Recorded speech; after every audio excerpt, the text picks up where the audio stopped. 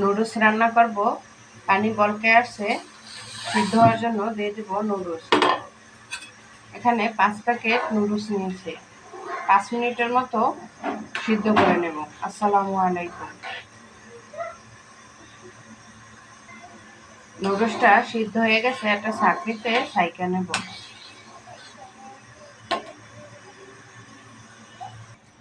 Noodles রান্নার জন্য soybean তেল। চিংড়ি মাছ দিয়ে রান্না করব। চিংড়ি মাছগুলো ভাজা নেব। এখানে 6-7টার মতো বড় বড় চিংড়ি মাছ নিয়েছি। কাটার পরে কিন্তু চিংড়ি মাছ দেখা যায় না, দেখা যায় অল্প একটুখানি।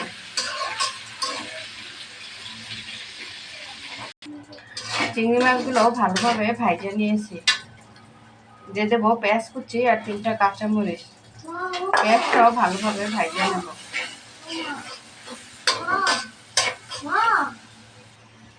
পেঁয়াজগুলো ভালোভাবে ভাজা হয়ে গেছে, দিয়ে দেবো সিদ্ধ করে রাখা নুডলস।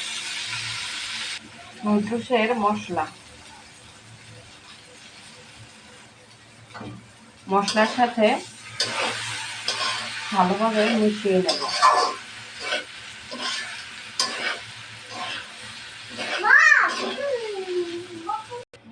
লাস্টে দিয়ে দেবো একটু টমেটো সস।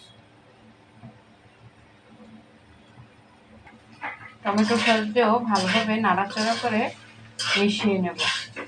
দেখুন নুডলসের কালারটা কত সুন্দর হয়েছে, আর নুডলসটাও কত সুন্দর ঝরঝরা হয়েছে।